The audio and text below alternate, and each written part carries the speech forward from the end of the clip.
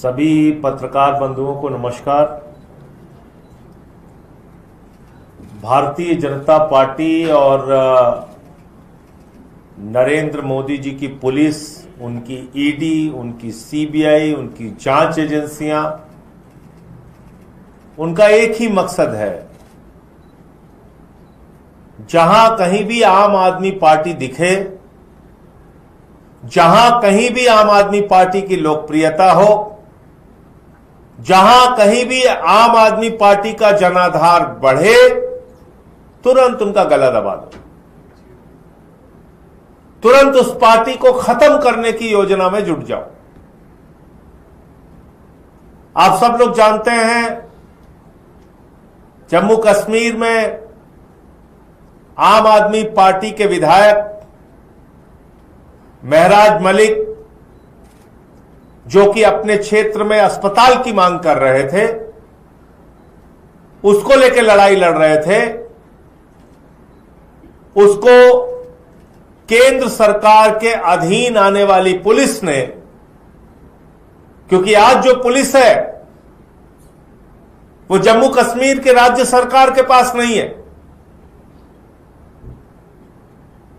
आज जो जम्मू कश्मीर की पुलिस है वो नरेंद्र मोदी और भारतीय जनता पार्टी के इशारे पर काम करती है। बीजेपी वाले जो चाहते हैं पुलिस वो करती है, बीजेपी वाले जो निर्देश देते हैं पुलिस वो करती है। तो भारतीय जनता पार्टी के निर्देश पर एक ऐसा विधायक जो जनता के सवालों पर लड़ता है, जनता के सवालों पर, जनता की मांगों पे अस्पताल का मुद्दा उठाता है, उसको गिरफ्तार किया गया। और बीजेपी की पुलिस ने सिर्फ गिरफ्तार नहीं किया, जो धारा आतंकवादियों के खिलाफ लगती है वो धारा महराज मलिक के खिलाफ लगाई गई। पीएसए, पब्लिक सेफ्टी एक्ट, यानी कि जनता के द्वारा चुना गया जनप्रतिनिधि जनता की सुरक्षा के लिए खतरा हो गया है। ऐसी धारा जिसमें जमानत पाना मुश्किल है, वो धारा लगा दी, पीएसए एक्ट लगा दिया। मैं मोदी जी से और भारतीय जनता पार्टी के लोगों से पूछना चाहता हूं, कितनी नफरत भरी हुई है तुम्हारे मन में? कोई अपने क्षेत्र में अस्पताल की मांग नहीं कर सकता, स्कूल की मांग नहीं कर सकता, कोई अपनी आवाज नहीं उठा सकता, और आवाज उठाएगा तो आप उसको उठा के जेल में डाल देंगे। चलो जेल में डाल दिया, जेल में भी डालेंगे तो ऐसी धारा में डालेंगे जो आतंकवादियों पे लग जाए। और आज इसी बात को लेके पूरे जम्मू कश्मीर में 20 जिलों के अंदर आम आदमी पार्टी का जोरदार प्रदर्शन, आंदोलन चल रहा है। पार्टी के राष्ट्रीय संयोजक अरविंद केजरीवाल जी ने भी इस घटना पर अपनी कड़ी प्रतिक्रिया दी कल। और तमाम जो एक्टिविस्ट हैं, जो तमाम लोग हैं, वहां के एमएलएज हैं, उन सब लोगों ने इस कार्रवाई को लोकतंत्र विरोधी बताया। और हैरान करने वाली बात यह है कि जो चुनी हुई असेंबली है, हंसी आएगी आपको, जो निर्वाचित विधानसभा है वहां की, उसके स्पीकर महोदय कह रहे हैं हमसे तो कोई परमिशन ही नहीं ली गई। तो भैया, जम्मू कश्मीर में कोई सरकार है भी कि नहीं है? कोई विधानसभा है भी कि नहीं है? एक विधायक को गिरफ्तार करने के पहले आप स्पीकर की परमिशन लेते हैं, पीएसए का एक्ट आपने लगा दिया। हिंदुस्तान के इतिहास में, जम्मू कश्मीर के इतिहास में पब्लिक सेफ्टी एक्ट, पीएसए का कानून किसी भी विधायक के खिलाफ आज तक इस्तेमाल नहीं किया गया। किसी भी चुने हुए जनप्रतिनिधि के खिलाफ आज तक पीएसए का इस्तेमाल नहीं किया गया है। महराज मलिक उन आज तक जितने भी लोग जम्मू कश्मीर में चुने गए उन सबसे ज्यादा खतरनाक बन गया। बीजेपी के लोगों, मोदी जी इतना डर हो गया उसकी लोकप्रियता से। आप मुझे बताइए, आपने उसके ऊपर पीएसए लगवा दिया, वो आतंकवादी है। तो इसलिए आम आदमी पार्टी ने आज पूरे कश्मीर के अंदर, जम्मू कश्मीर के अंदर आंदोलन किया है। आगे भी इसकी लड़ाई हम लोग सड़क से लेकर सदन तक और सदन से लेकर जरूरत पड़ी तो सुप्रीम कोर्ट तक इस लड़ाई को लड़ने का काम करेंगे। ये कार्रवाई लोकतंत्र विरोधी है। भारतीय जनता पार्टी की पुलिस, मोदी जी की पुलिस की एक घटिया साजिश का हिस्सा है और ये बीजेपी की घटिया राजनीति का उदाहरण है। आम आदमी पार्टी को जितना खत्म करने का प्रयास करोगे, आम आदमी पार्टी कश्मीर से लेकर कन्याकुमारी तक और मजबूती के साथ और तेजी के साथ बढ़ेगी, उसको आप रोक नहीं सकते।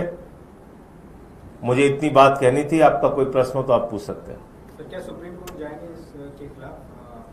अब वो हमारे जो वकील साहिबान हैं, पार्टी के जो राष्ट्रीय संयोजक हैं अरविंद केजरीवाल जी, हम सब लोग बैठ के इस पे बातचीत करके तय करेंगे कि आगे इस पे क्या कानूनी कार्रवाई हम लोग अपनी तरफ से कर सकते हैं। जाएगा कश्मीर आम आदमी पार्टी की तरफ से? उसके बारे में भी अभी अरविंद जी से मैं मिलने जा रहा हूं और तब निर्णय लेके आपको प्रधानमंत्री पंजाब के दौरे पर? देखिए, प्रधानमंत्री जी अगर पंजाब के दौरे पर हैं तो सिर्फ फोटो खिंचवाने के लिए ना जाएं। पंजाब का एक बड़ा क्षेत्र पानी में डूबा हुआ है, बाढ़ से ग्रसित है। लोगों के पशुओं का नुकसान हुआ है, दुकान का नुकसान हुआ है, मकान का नुकसान हुआ है, हजारों एकड़ फसल बर्बाद हो गई है। आम आदमी पार्टी के राष्ट्रीय संयोजक अरविंद केजरीवाल जी के आह्वान पर हमारे कार्यकर्ता जमीन पे काम कर रहे हैं, पंजाब सरकार काम कर रही है। मुख्यमंत्री जी हॉस्पिटल में रह के भी वर्चुअल मीटिंग कैबिनेट की करके पंजाब के हित में निर्णय ले रहे हैं। विधायक, मंत्री, सांसद सब अपने अपने इलाके में काम कर रहे हैं, जनता के बीच में है। पंजाब के लोग जनता की सेवा में लगे हुए हैं और कल एक ऐतिहासिक निर्णय मेरे ख्याल से हिंदुस्तान में किसी सरकार ने इससे पहले नहीं लिया होगा। फसल बर्बादी का मुआवजा 20,000 रुपए एकड़ ऐलान किया हमारी सरकार ने। उससे पहले दिल्ली के अंदर केजरीवाल जी ने यह निर्णय लिया था और अभी पंजाब में निर्णय हुआ है। तो मुझे लगता है कि बड़ी त्रासदी है, सड़कें टूटी हैं, मकान, दुकान, फसल, मवेशी सब बर्बाद हुए हैं। तो प्रधानमंत्री जी से मांग है वहां के मुख्यमंत्री भगवंत मान जी की कि कम से कम 20,000 करोड़ रुपए की राहत का पैकेज पंजाब को जरूर दिया जाए और जिससे कि आगे लोगों की मदद हो सके। सर, उपराष्ट्रपति के बीच वोटिंग हो रही है, क्या उम्मीद रखते हैं? अब देखिए, वो तो शाम को पता चल जाएगा। अभी हम लोग वोट डाल के आए हैं। आम आदमी पार्टी ने पहले ही निर्णय लिया था, हमारे राष्ट्रीय संयोजक जी ने, कि हम विपक्ष के उम्मीदवार सुदर्शन रेड्डी जी का समर्थन करेंगे और हमने अपना वोट विपक्ष के उम्मीदवार को। सर, पंजाब बाढ़ को लेकर आम आदमी पार्टी ये तय करेगी जो राज्य का बकाया 60,000 करोड़ उसको रिलीज करें। ये 20,000 जीएसटी, हाँ ठीक आप कह रहे हैं, जीएसटी और रूरल डेवलपमेंट फंड, ये दोनों धनराशि मिला के 60,000 करोड़ रुपए है, वो अलग है। जो बाढ़ के लिए हम मांग रहे हैं, बाढ़ में राहत के लिए जो हम मांग रहे हैं, वो 20,000 करोड़ रुपए की राशि है जिसकी मांग हम लोग केंद्र सरकार से कर रहे हैं। तो ये दो हिस्से में है ये बातचीत, तो इसलिए उसमें कंफ्यूजन नहीं होना चाहिए।